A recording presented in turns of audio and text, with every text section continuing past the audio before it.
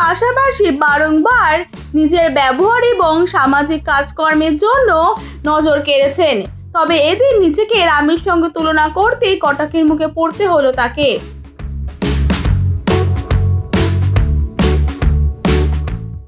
এদিন সোনু সুদ তার এক্স হ্যান্ডেলে একটি ভিডিও শেয়ার করেন, সেখানে দেখা যাচ্ছে এক ব্যক্তি থুতু দিয়ে রুটি বেলেছেন।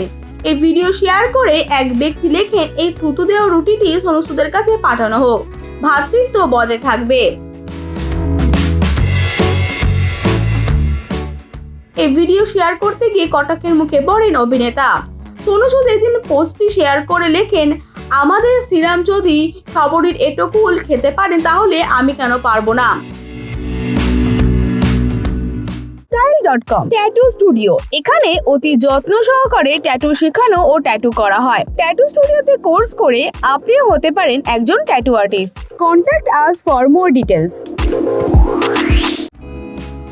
হিংসাকে অহিংসা দিয়ে একমাত্র জেতা সম্ভব আমার ভাই, খালি মানবতাটা যেন একটু অটুট থাকে।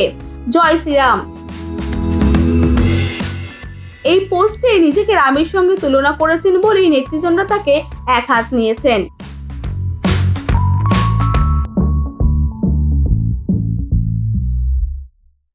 ওয়াইজ নিউজ, খবরের সত্যাসত্য 24 ঘন্টা।